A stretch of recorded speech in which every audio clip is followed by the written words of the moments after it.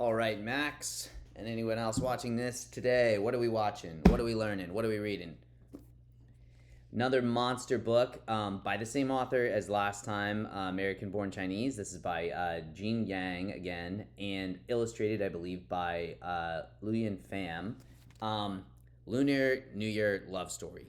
I thought this was just another. This totally surprised me. I'm not as much into like a random rom com thing. I kind of just like grabbed this one randomly. Didn't know it was by uh, the same author, and then totally fell in love with this. I have never seen this advertised too much around, but it just came out in 2024, so pretty dang new, relatively speaking. What is this book about? This book primarily is around a girl, Valentina. Um, and the entire story is centered around, at the beginning, her sort of rituals around Valentine's Day. This book, as not surprising by the cover, it is a love story. It's a coming of age story. It's got beautiful religious elements, symbolism, cultural stuff for Vietnam, as well as America, as well as Rome and Italy. So it has a lot going on in it, and I'll jump right in. So at high level though, it's a bunch of different fascinating threads woven into a single story about Val, and her experience reckoning with her own heart and love as she grows up and has to mature, but also accept herself, her culture, her family in really interesting ways.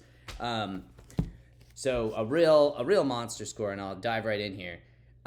First of all, I laid this out in a previous video, but I was starting to crystallize again my rubric here, where the characters, the art, the culture history, and the X factor of these books, the 1 to 10 kind of scores I give here really reflect how strong I thought these individual elements were and how much I would go back just to reread them because of it. So like a 10 out of 10 is like I will read this every couple years at the least, just because this part of this story, this work of art was so good. And the readability part is just when I go back to re-experience this work of art, how much friction is it? Is it incredibly easy and fun to go through again, or does it take some work? There's obviously some amazing art out there that I think people would say is beautiful and wonderful, but can also be, for one way, shape, or form, hard to revisit, take a little energy, which is, where the score comes from.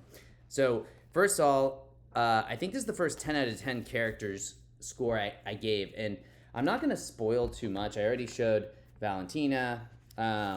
You can see another one of the main characters in the story is her dad here. There is her best friend, Bernice, some of her love interests. So I'm not even going to go into everything and spoil it all, but as well as her grandma. So I'm jumping around here a little bit, but I think what just blew me away about these characters was it just felt like exactly what you'd want to do with an incredibly strong story. I think we've all had maybe a TV series where you think about this, where there's a handful of characters, all very different, very unique. They all go through their own secrets, growth, character arc, and you care about every single one of them, and it ends in a way that's really powerful. And I really felt this way with this book. There's a handful of love interests, there's a handful of Val and her family, a best friend, and some other ancillary characters, and every single one of them I just thought got just so much love and attention for how their individual story evolved, how their characters changed. They were all very different characters too. Like her best friend is this very, very, just use boys, they don't matter, kind of a strong character, but the strength is masquerading in like a kind of insecurity that she has. And every single one of these characters has a lot of depth, and there are so many surprises in a book like this. I think this was a fun part where I've been reading, a handful of these are very biographical, like the book that I reviewed about the country of Israel, how to learn about Israel in 60 days. This was, someone writing about their birthright tour experience, essentially. So they don't have 100% creative liberty to throw surprises in that are more fiction-y. This is obviously a fictional book that still touches on a lot of real life stuff that happens, but I think because of that, it just ends up being a really exciting, perfectly wrapping kind of tale. It's so captures a lot of culture, but just, obviously it's fiction, so it can do a little more than it can make up parts of stories that you can't if you're just telling it exactly how it happens, and sometimes how things happen are a little random, they don't end perfectly, blah blah blah. But I just thought this was super duper compelling, all the characters in it. For the art score, I gave it an 8 out of 10. I showed a couple things, and I don't want to spoil some of my more favorite parts, but a huge part of her growing up is getting into this dragon dancing stuff. So it's cultural in Vietnam and a bunch of other countries in Asia, and how they draw it is just so cool. Like you can see here, this is a very different art style. You see a lot of sound woven with the visual that gives it, I just thought, a really cool impression. You see them like practicing this along the way, like how they would begin to do it without the costume on, sort of just practicing the moves and stuff. So there's awesome pictures like that. I mentioned that part of this story ends up with her going on a tour of the Vatican. There's a ton of really cool, awesome art interspersed with that. So again, just like a really good wide variety of really beautiful looking art. Flashbacks of her family and her history. And I'm not even going to spoil some of my favorite parts of this. I'm going to, again, deliberately not show some of the art that I like the best in this book. I'm going to try to maybe be a little bit more selective, showing some of the stuff I think you shouldn't know walking in.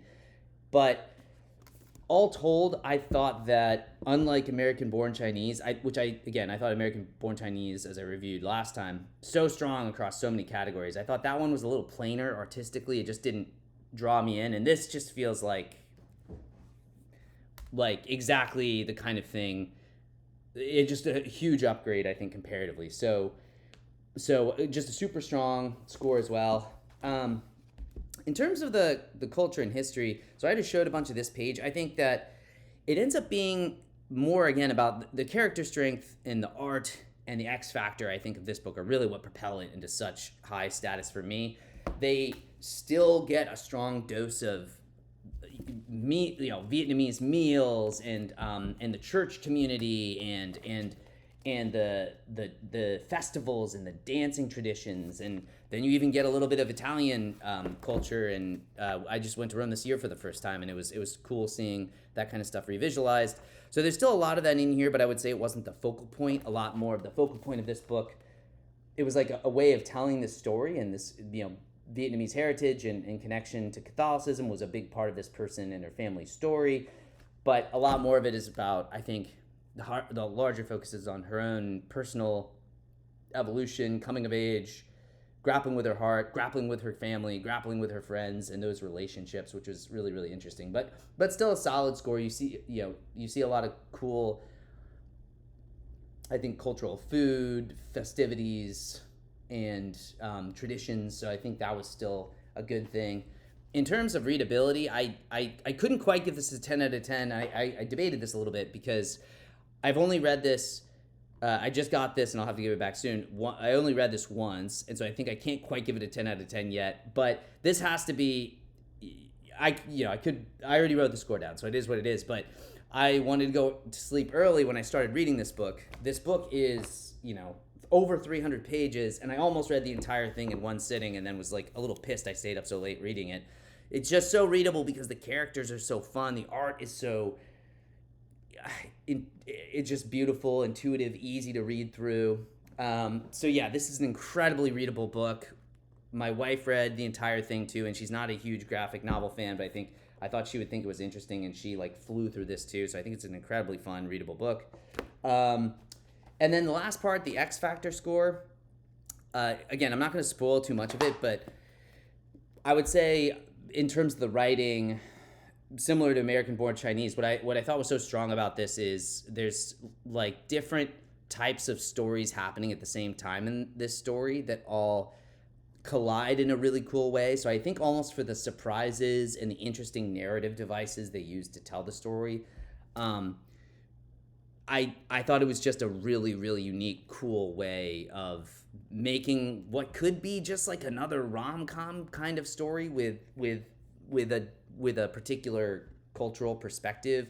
I just thought it made it really, really pop, and again, why it was so interesting and fun to read through. So overall, a pretty monster score of 8 out of 2, and absolutely love the book. We'll definitely be reading it again. High recommend. Lunar Near Your Love Story.